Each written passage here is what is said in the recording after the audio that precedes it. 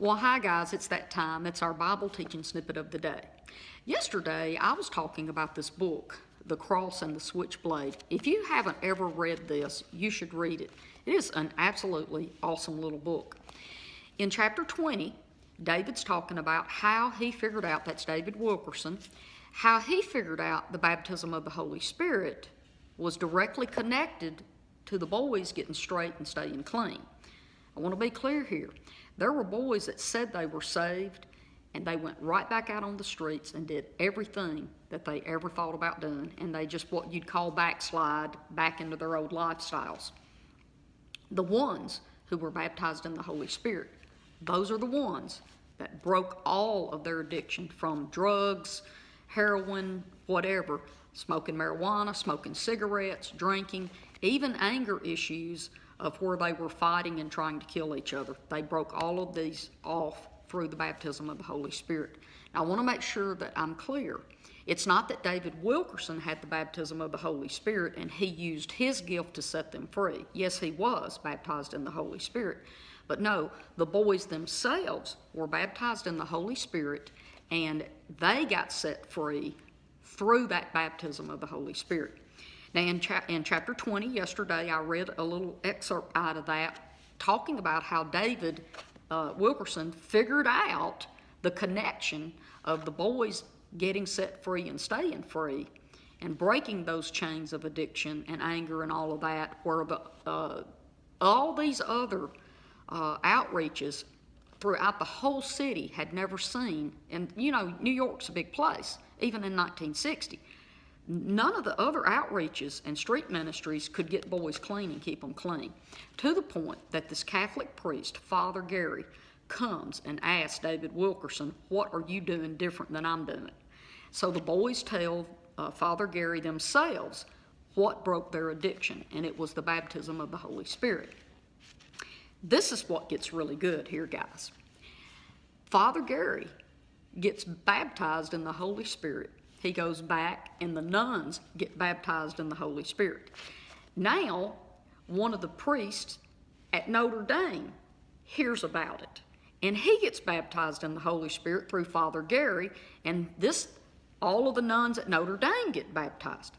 This baptism of the Holy Spirit that started in New York City through David Wilkerson's outreach program called Teen Challenge literally changed the Catholic Church, because they started a charismatic movement that penetrated, and it didn't stay just in the United States. It went worldwide. And what they say in their reports is that 1 out of 3 Catholics back at that time got baptized in the Holy Spirit. And this is where the charismatic side of the Catholic Church started believing in the Holy Spirit and the baptism of the Holy Spirit. Now, one other thing I want to say about this, though, and this is pretty interesting as well, they have done medical research on drug addicts or heroin users, you name it, meth addicts or whatever. Their brain actually has these sores on it, and it takes a full 12 months for someone's brain to heal from that. That's why these little 3 and 6 month programs, guys, y'all, you need to not go along with that. A person needs at least 12 months of getting away from the people they're around to get straight, because their brain and their body has not healed from that addiction, with one exception. They did these tests, and the people who get baptized in the Holy Spirit and pray in tongues, they get healed almost instantly. That's why it breaks, is because it heals the mind and the brain, and the addict is no longer an addict. They're no longer an addict because they're baptized in the Holy Spirit and pray in tongues, and their brains get well. But here's the thing. If someone is not baptized in the Holy Spirit, in the natural physical, it's going to take them a full 12 months not to be addicted. If you cannot keep them away from these drugs and stuff for a full 12 months, you've just wasted the 3 or 6 months. It's just a vicious cycle of putting them in a place for a month or 3 months or 6 months. No, it's 12 months. 12 months minimum. Unless they're baptized in the Holy Spirit.